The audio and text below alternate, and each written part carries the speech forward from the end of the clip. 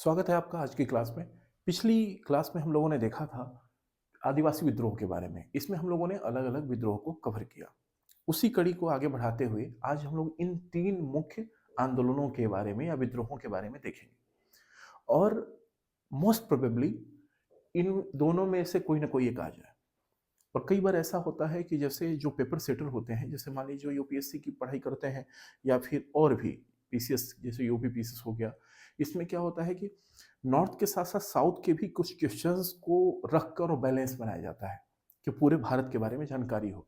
अगर उस केस में देखा जाए तो रंबा विद्रोह भी इंपॉर्टेंट बन जाता है, लेकिन ये दोनों चीजें बहुत ही इंपॉर्टेंट है। क्यों? देखिए देखिए हुआ क्या, संथाल विद्रोह जो है ये शुरू हुआ आर्थिक कारणों से। आर्थिक कारणों से शुरू हुआ और बाद में फिर अंग्रेजी शासन का विरोध होने लगा। अब आर्थिक कारण का मतलब क्या, जहां भी अर्थ आ जाए मतलब वहां पर धन पैसा, इसका मतलब यही होता है। आर्थिक कारण क्या थे? महाजनी शोषण। महाजनी शोषण क्यों हुआ? आप जरा समझिए, एकदम एक क्रोनोलॉजी मतलब इस तरह समझिए जरा। पहले महाजनी शोषण हुआ होगा, वो कैसे हुआ होगा, क्यों हुआ होगा? क्योंकि इनको लगान देने के पैसे नहीं होते थे। और लगान किसको? अंग्रेजों को। क्यों? क्योंकि उन लोगों ने वहां पर भू राजस्व व्यवस्था लागू कर दी थी। पहले इन लोगों की जो व्यवस्था थी वह सार्वजनिक अपने प्रकृति के ऊपर निर्भर रहते थे, खाते थे पीते थे, इनको कहीं किसी को टैक्स नहीं देना होता था। ऊपर से इनके पारंपरिक जो त्योहार थे या जो चीजें थी उसमें भी उनकी कहीं ना कहीं दखल अंदाजी होती थी। इन सब चीजों को लेकर ये चालू हुआ। और फिर बाद में क्या हो गया, इन्होंने कहा कि इसकी जड़ जो है कहीं ना कहीं ये अंग्रेजी हैं। तो ये फिर किसका विरोध करने लगे? अंग्रेजी शासन का ही विरोध करने लगे। और शुरू हुआ और इन्होंने अंग्रेजी शासन का विरोध करना स्टार्ट कर दिया। अंग्रेजी शासन का विरोध विरोध पर की मांग, या इन्होंने इसका स्टैंड लिया। ठीक है। अब इसको लेकर ये दो प्रमुख इसमें व्यक्तित्व के बारे में पूछता है।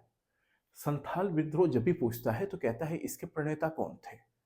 तो सिद्धू कान्हू, इन दोनों लोगों का नाम रखेंगे, दोनों अलग अलग हैं, है ना। सिद्धू माझी थे और कान्हू, और भी बहुत सारे लोग थे, लेकिन इन दोनों लोगों का नाम बहुत ही ज्यादा चर्चा में रहता है। सिद्धू कान्हू, सिद्धू कान्हू। तो ये पूछा जाता है कि इस विद्रोह से संबंध किसका था। ठीक। अब ये विद्रोह जो पूछा जाता है कि स्टार्ट कब हुआ, तो 1855 से लेकर और 1856 तक ये विद्रोह हुआ। अब देखिए हुआ क्या इसमें, इन लोगों ने, सिद्धू कान्हू ने वहां पर अलग अलग जो ट्राइबल एरिया थे, राजमहल की पहाड़ियों, ये सब कुछ अधिकतर झारखंड, बिहार, भागलपुर, इन सब के क्षेत्रों में हो रहा है सारी चीजें। तो वहां के ट्राइबल्स को इकट्ठा किए। और ऐसा तो था नहीं कि वहां पे केवल संथाल ही थे, और भी थे वहां पर। और उन लोगों को इकट्ठा करने के बाद से क्या किया कि इन लोगों ने अपने पारंपरिक हथियार लेकर और अंग्रेजों के विरुद्ध धावा बोल दिया। एक पहाड़ था, वहां पर एक तरफ से अंग्रेज आए, दूसरी तरफ से सिद्धू कान्हू ने नेतृत्व किया। लोग कहते थे इनके कबीले वाले, और वहां पर मतलब हजारों की संख्या में लोग आए। कहते थे कि भाई उधर अंग्रेज हैं, उनकी बंदूकें क्या बोलते हैं, इस तरह से बंदूकें हैं, और हमारे पास तो तीर धनुष है। तो ये लोग क्या करते थे, गुरिल्लावार पद्धति से लड़ाई करते थे। और इन्होंने इसी में मेजर बारो को हरा भी दिया। मेजर बारो एक सेना लेकर आया, मेजर बारो 1855 में ही इन्होंने इसकी सेना को हरा भी दिया। सोचिए इन लोग का मनोबल क्या रहा होगा, क्योंकि देखिए तीर कमान धनुष और वहां के टोपोग्राफी के बारे में जानते थे ये लोग। और ये किसी भी युद्ध के लिए बहुत ही निर्णायक साबित होता है। जैसे आप जब मध्यकाल जब देखेंगे पढ़ेंगे तो आपको पता चलेगा उसमें भी कि जो मराठे थे ये औरंगजेब के विरुद्ध या मुगल या सल्तनत के विरुद्ध ये गुरिल्ला वार पद्धति से युद्ध करते थे। वहां की टोपोग्राफी को वो जानते थे, और वो कहीं पर भी छिपकर वार कर देते थे। और यह बात मुगलों को समझ में नहीं आती थी। और यही सब चीजें यहां भी हुआ। आपको पता ही होगा कि शिवाजी महाराज जो है वो गुरिल्ला वार पद्धति के बहुत ही बड़े प्रणेता एक तरह से माने जाते हैं। और यही नहीं, मॉडर्न डेज में भी वियतनाम में अमेरिका ने अपनी सेना भेजा और वहां पे नहीं जीत पाया। अफगानिस्तान में क्या हुआ देख लीजिए, वहां पे तोरा बारा बोरा की पहाड़ियां और तमाम सारी पहाड़ियों में रूस भी भग गया, फाइनली अमेरिका को भी जाना पड़ गया। क्योंकि टोपोग्राफी बहुत मायने रखती है कि वहां पे किसको कहाँ पे, जो जानता रहेगा उस एरिया को, उसको उसका एडवांटेज मिलेगा, उसको पता है किधर से उतरना है, कहाँ पहुंचना है, कहाँ छिपना है। और जो बाहरी आए रहेंगे उनको नहीं पता। इसका फायदा उठाते हुए सिद्धू कान्हू के नेतृत्व में संथालों ने विद्रोह किया। और वहीं पर एक महेश करके एक इंस्पेक्टर थे, है ना, उनको महेश बाबू से याद रख लीजिएगा, महेश राम या इस तरह से, उनको इन्होंने क्या कर दिया कि मार दिया। क्यों? क्योंकि दरोगा थे ये। दरोगा का काल मतलब इस तरह समझिए कि अंग्रेजों के शासन में जो दरोगा होते थे, ये कोतवाल को दरोगा कहा जाता था। कोतवाल एक जिले में एक होता था और बहुत ही कड़ाई से वसूलता था कोई भी चीजें, पैसे रुपया, कोई बहुत ही जाति करता था। लोग नहीं देते थे पैसा तो अंग्रेज उन्हीं से पिटवाते थे। तो फाइनली उनकी हत्या कर दी गई महेश लाल जी की। ठीक है, तो ये था संथाल विद्रोह। लेकिन इन लोग को मार दिया गया उसी विद्रोह में, और मारने के साथ ही ये संथाल विद्रोह क्या होता है, वहीं पर समाप्त होता है। आप किसी भी उस संगठित सेना का सामना नहीं कर पाएंगे यदि आपके पास ऐसी ही संगठित सेना नहीं है। अब बताइए, अलग अलग ट्राइब्स अलग अलग जगहों से आकर कोई मतलब कुल्हाड़ी लेके आ रहा है, कोई तीर धनुष लेकर आ रहा है और वहां पे राइफल है, कैसे सामना होगा, है ना। तो फाइनली ये लोग हार गए। अब इसी में आता है फिर अगला, मुंडा विद्रोह। मुंडा विद्रोह, इसको उलगुलान विद्रोह भी कहा जाता है। क्या कहा जाता है? उलगुलान विद्रोह। उलगुलान विद्रोह, उलगुलान विद्रोह। ठीक, इसका मतलब क्या होता है? महान हलचल, महान हलचल। ठीक, महान हलचल। ये चालू हुआ 1893 से 1900 में तक चला। 1893 से चालू हुआ और 1900 तक चला। ठीक, इसका मुख्य कारण क्या था? मुख्य कारण किसी भी आदिवासी विद्रोह का हमने कल की ही क्लास में बताया है, कुछ कुछ चीजें थी जो कॉमन थी। या तो भू राजस्व व्यवस्था में परिवर्तन आया, या तो फिर किससे किससे लोग परेशान थे? महाजनों से, महाजन। फिर इसके अलावा ईसाई मिशनरी, ईसाई मिशनरी, दीकू। ठीक, इससे लोग परेशान थे। भू राजस्व व्यवस्था में जो परिवर्तन हुआ उससे तो परेशान थे ही, इनके सांस्कृतिक चीजों में छेड़छाड़ हुआ उससे लोग परेशान थे ही। तो इन सब को लेकर ही विद्रोह होते थे। मुंडा विद्रोह भी इन्हीं सब कारणों को लेकर स्टार्ट हुआ। एक प्रथा थी खूंट कट्टी, खूंट कट्टी, खूंट कट्टी, है ना। इसमें क्या होता था कि भूमि का जो स्वामित्व होता था वो सामूहिक रूप से होता था। मतलब इन सब आदिवासी लोगों का, कल भी क्लास में मैंने बताया एक विद्रोह में ऐसा ही हुआ था। इसमें भी क्या हुआ कि इन लोगों का पूरा सामूहिक स्वामित्व होता था एक पूरे कबीले का, जो जमीन होती थी। अंग्रेजों ने कहा कि नहीं, वो वाला अब समाप्त हो गया, वो नहीं है, अभी इसके मालिक हम हैं। और वो अवाक रह गए कि ये कैसे मालिक हो गए भाई, यहाँ पे तो हम सदियों से चलते आ रहे हैं। आदिवासी इसीलिए तो कहा गया है कि जो सदियों से एक ही स्थान पे रहता आ रहा हो, प्राचीन काल से।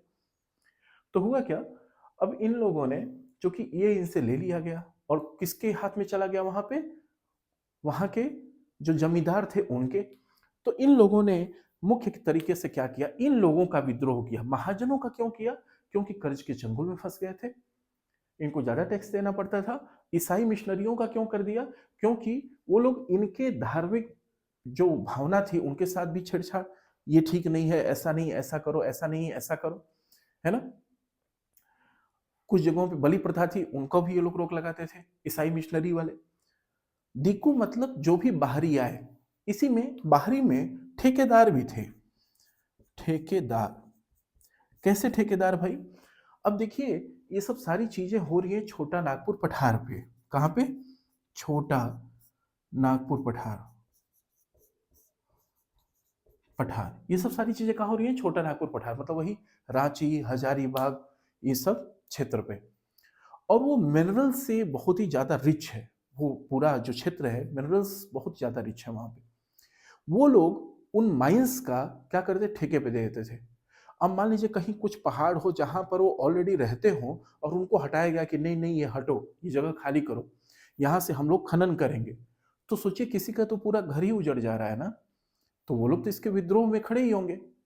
एक तो ये सब चीजें, तो इसलिए ठेकेदारों के विद्रोह में रहते थे। और वो मानने लगे कि मूल समस्या की जो जड़ है वो अंग्रेजी है। ठीक। अब इसको लेकर बिरसा मुंडा जी ने, किसने, बिरसा मुंडा, ये पूछा जाता है भाई मुंडा विद्रोह के मुख्य जो नायक थे वो कौन थे, बिरसा मुंडा। बिरसा मुंडा जी ने क्या किया, विद्रोह किया इनके नेतृत्व में। कहा जाता है इनको धरती आबा भी बोला जाता था। क्या, धरती आबा। और ये एकेश्वरवाद के क्या थे, मतलब मानने वाले थे। एकेश्वरवाद का मतलब एक ही ईश्वर है, एक ही शक्ति है, बस उसका रूप अलग अलग है, वो हो गया एकेश्वरवाद। वो जो एक ही परम सत्ता में विश्वास करता हो, ये इसके प्रणेता थे। और खुद को कहते थे कि हम उन्हीं के एक तरह से क्या नुमाइंदे हैं, हम उन्हीं के दूत हैं, हम उन्हीं के बेटे हैं ईश्वर के। बहुत कम आयु थी इनकी। और इनके नेतृत्व में फिर अंग्रेजों से झड़प हुई, और बहुत ही हिंसक झड़प हुई। मतलब एक तरफ अंग्रेज हैं, एक तरफ पे कई हजार उस समय आ गए आपके आदिवासी। कुछ आदिवासी कह रहे हैं कि भाई उनके पास बंदूकें हैं, हम कैसे लड़ेंगे। ये कह रहे हैं कि टेंशन मत लो, उनकी बंदूकें जब मैं मंत्र मारूंगा, मतलब एक तरह से तो उनकी बंदूकें पानी उगलेंगी, आग नहीं उगलेंगी। अब इसी सोच में बेचारे गए। एक पहाड़ी पे वो थे आदिवासी, पहाड़ी पे अंग्रेज। इनको इंतजार था कि उनकी बंदूकें जब वो छोड़ेंगे गोले तो पानी हो जाएगा। अब ये लोग तीर कमान लेके खड़े हैं, उधर से वो लोग छोड़ रहे हैं बंदूक से। फिर हुआ क्या, समझ ही सकते हैं रिजल्टेंट क्या हुआ होगा।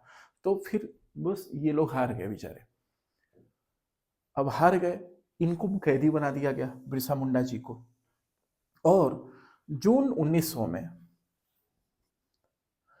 जून में 1900 में 9 जून के आसपास का डेट था, ये 1900 में ये जेल में बंद हो गए।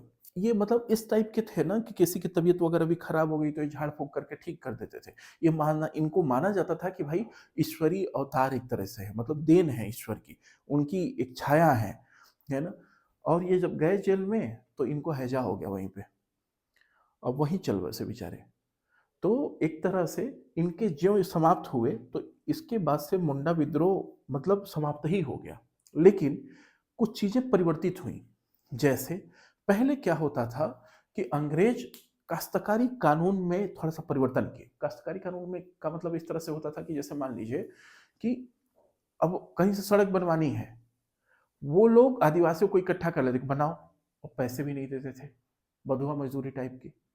तो ये सब चीज़ों में हुआ कि नहीं नहीं हम लोग पैसे देंगे बकायदे, आपके साथ ज्यादती नहीं होगी, और ये सब चीज़ें होने लगी। तो कुछ कुछ परिवर्तन भी हुआ, थोड़ा सा रेडिकल, मतलब उनके धार्मिक मामलों में छेड़छाड़ कम हो गया, क्योंकि उसमें अंग्रेजों का भी बहुत ज़्यादा नुकसान हुआ था। वो लोग उम्मीद नहीं किए थे, उससे ज़्यादा सैनिक इन लोगों ने मार दिए। और यही कारण थे, देखिए ये सब कारण थे किसी न किसी तरह से अंग्रेजों के परेशान होने के। अब ये ऐसा समय चल रहा है जिसमें क्राउन का शासन है, केवल कंपनी की ही सेना नहीं है। कंपनी की जो सेना थी वो तो पूरा ले ही लिए क्राउन, उसके बाद से ब्रिटेन के भी सैनिक आने लगे, क्योंकि अब तो उनका हो गया पूरा स्टेट। तो इनसे पार, अंग्रेजों से पार पाना बहुत ही, मतलब एक तरह से इम्पॉसिबल टाइप की चीजें थी। अगला जो विद्रोह था, तो इन दोनों से बहुत ही ज्यादा पूछा जाता है। अगला जो विद्रोह था वो था रंपा विद्रोह। ये हुआ 1920 में, 1920 में। देखिए चूंकि आदिवासियों के विद्रोह के भी चरण हैं, पहला, दूसरा, तीसरा, ये सब तीसरे वाले में आते हैं। रंपा विद्रोह चरण का मतलब यह है कि जो शुरुआती विद्रोह हुए जो 1700 के आसपास में, 1700 कुछ, फिर बीच का चरण जैसे 1857 के आसपास के हुए, और तीसरा चरण जैसे 1900 के बाद वाला। एक नागा विद्रोह भी आएगा 1931 में, लेकिन उसको मैं आज इसमें नहीं कवर करूंगा। उसको जब मैं, फ्रीडम मूवमेंट चल रहा होगा, आजादी का आंदोलन, क्योंकि वो लोग भी गांधीवाद से बहुत ज्यादा प्रभावित थे, तो उसके उस समय मैं वो नागा विद्रोह, रानी गैंडरलेन्यू, जदोनांग वगैरह का उनका उस समय कवर कर दूंगा। रंपा विद्रोह में बेसिकली जो इनके मुख्य नेता थे, अल्लारी सीताराम राजू। अल्लारी सीताराम राजू, ये नाम से ही लग रहा हो कोई साउथ इंडिया का है। तो ये बेसिकली हुआ था आंध्र प्रदेश में। आंध्र प्रदेश मतलब उस समय का जो गोदावरी वगैरह का जो क्षेत्र था, वहां पर ये रंपा विद्रोह हुआ। और इस ये जो थे लरी सीताराम राजू जी, ये गांधी जी से बहुत ही ज्यादा प्रभावित थे, लेकिन फिर भी यह विद्रोह हिंसक हो गया। यह विद्रोह क्या हो गया? हिंसक हो गया। तो अब हुआ क्या इसमें, इन्होंने क्या काम किया, मजदूरी नहीं देते थे अंग्रेज। जैसे अंग्रेज मान लीजिए कोई काम करवाए, वहां से सड़क वगैरह बनवाए, यहां पर भी वही तात्कालिक कारण था, मजदूरी नहीं दिए। बाकी तो महाजनी शोषण यहां पर भी एक मुख्य कारण था। मतलब कहीं पर भी अगर मान लीजिए कहीं लिखने वाला अगर बात आ जाए ना, कहीं आंसर लिखने वाली बात आ जाए, तो इसमें जो कल हमने शुरुआती कारण बताए थे, जैसे भू राजस्व व्यवस्था, महाजनी शोषण, ईसाई मिशनरियों के आने के कारण, ये सब जो चीजें हैं, इनके सांस्कृतिक मामलों में छेड़छाड़, इन सब चीजों को अगर आप शामिल कर देंगे तो पूरा आंसर वही कंप्लीट हो जाएगा। और हर एक विद्रोह में कहीं ना कहीं उसकी झलक दिखेगी, कहीं किसी चीज की दिखेगी, कहीं किसी चीज की दिखेगी। यहां पर भी वही हुआ। यहां पर भी ये लोग परेशान थे अंग्रेजों की नीतियों के कारण, वहां के महाजनी शोषण, वहां की भू राजस्व व्यवस्था के कारण। इन लोग को बहुत ज्यादा पैसा देना पड़ जाता था, इन लोग के खुद के खाने के लिए अनाज नहीं बच जाता था, इतना देना पड़ जाता था। अब इसी से अपन अंदाजा लगा सकते हैं। तो कुछ जगहों पे अल्लारी सीताराम राजू आता है, कुछ जगह पे अल्लूरी भी आता है। तो ध्यान दीजिएगा, वो दोनों हो सकता है ना, कुछ जगह पे अल्लूरी सीताराम राजू। तो ये आंध्र प्रदेश में हुआ। अब तत्कालिक कारण ये हुआ कि अंग्रेज वहां पर कुछ काम करवा रहे थे आदिवासियों से और वेतन नहीं दिए, ये लोग चले गए इनके पास और कहे कि देखिए ऐसी ऐसी बात है। ये आदिवासी नहीं थे, सीताराम राजू जी आदिवासी नहीं थे, लेकिन होता है ना कुछ लोग वाकई में या तो कुछ साफ दिल के होते हैं, या कुछ लोग ऐसे होते हैं जज्बाती हो, किसी के भी दुख को मतलब एक सिंपैथी के साथ साथ एम्पैथी वाली चीजें उसमें आने लगती हैं कि उसके दुख को उसी स्तर पर जाकर समझना। और इन्होंने कहा कि भाई तुम लोग ऐसा कैसे कर सकते हो, ये बेचारे मजदूर हैं, इनका इसी से जीवन यापन होना है, तुम इनसे काम करवा रहे हो, पैसे भी नहीं दे रहे हो, और काम के घंटे भी बहुत ज्यादा हुआ करते थे। तो ये आदिवासियों के विद्रोह मतलब उनके समर्थन में ये गए और विद्रोह हुआ, और बाद में इसमें इनकी हत्या कर दी गई, अल्लूरी सीताराम राजू जी की। और हत्या के साथ ही यह विद्रोह भी समाप्त हो गया। तो रंपा विद्रोह यदि पूछा जाए कि कहाँ हुआ था, तो गोदावरी नदी या आंध्र प्रदेश यदि पूछे तो बताइएगा। इसके मुख्य नेता कौन थे? अल्लूरी सीताराम राजू। तात्कालिक कारणों में क्या था? तो मजदूरी न देना, अंग्रेजों के द्वारा मजदूरी न देना, ये तात्कालिक कारणों में थे। तो एक मोटा मोटी ये जो प्रमुख जो भी आदिवासी विद्रोह थे उनको हम लोग 2 क्लास में कवर किया है। अब अगले क्लासेस में हम लोग देखेंगे कुछ जो इम्पोर्टेंट जो किसान विद्रोह रहेंगे, हम लोग उनको भी कवर कर लेंगे। देखिए सब टॉपिक छोटे छोटे हैं, लेकिन यहाँ से मैच द फॉलोइंग के क्वेश्चंस आ जाते हैं कि इस विद्रोह का, अब जैसे मान लीजिए अब एक जगह दे देगा संथाल विद्रोह, मुंडा विद्रोह, रंपा विद्रोह, ऐसे नाम दे देगा, और इधर दे देगा इन लोग के नेताओं का नाम अलग अलग, है ना। अब दे देगा, इसको मैच करिए कि किसके कौन नेता थे, या इनका डेट ही दे देगा कि कब कौन सा विद्रोह हुआ था।